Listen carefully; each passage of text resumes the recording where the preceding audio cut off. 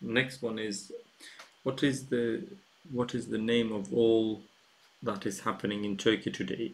Genocide, social cleansing, ethnic cleansing, state terror, political violence. If not, what is it? How should we define and the victims of it? And in terms of what terms should be advised to the world?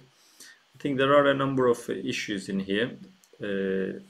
First of all, like how you define this problem is also how you see it as well. So, for instance, if you were thinking about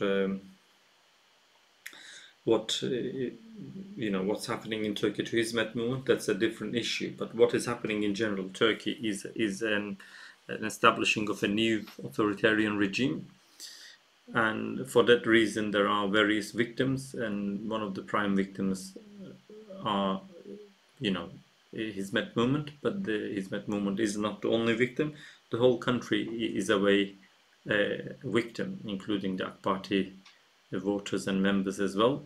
So Erdogan is establishing an authoritarian regime, and to establish that he needs to he needs to create a lot of fear so that he can justify his authoritarianism, and he would have used the existing fear that he was using before as status quo, the secular establishment, the Ergenekon fractions, and he used it very well to gain some ground within the state, to make sure he was safe to a certain degree.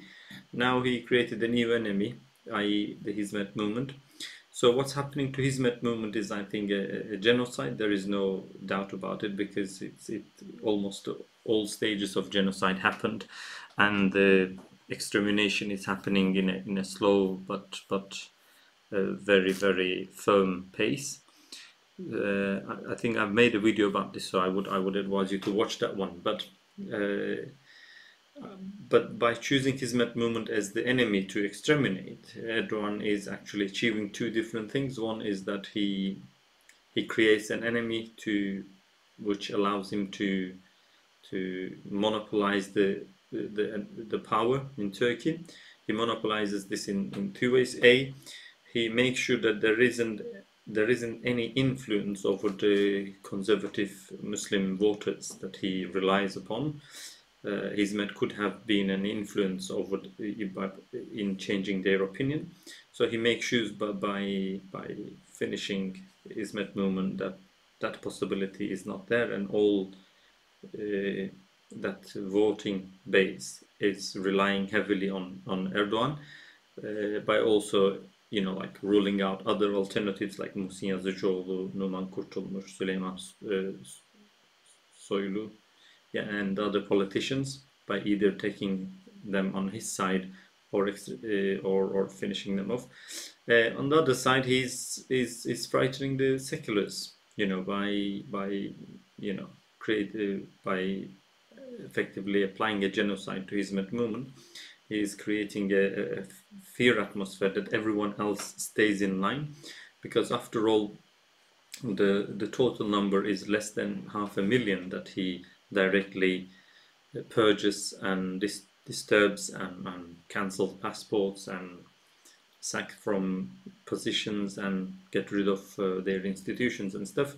But the indirect influence is among the half of the country is keeping them in line. No matter what he does, no one actually moves out of line, because they are afraid to do so, because they don't want to be punished like the Hizmet movement has been punished.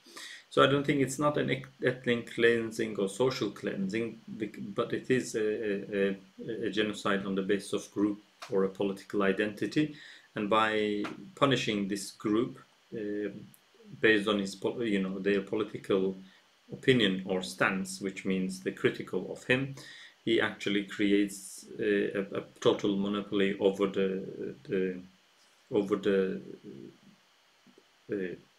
his imminent voter base, and he creates a fear on the other side.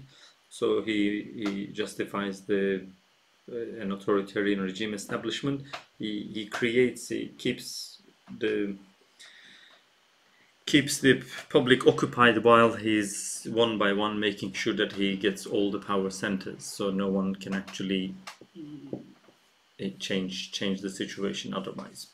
And I think it is still a developing problem, because this eventually means like there will be some sort of a civil war, either between secularists and Islamists, or between the Kurds and Turks. It depends on how it goes.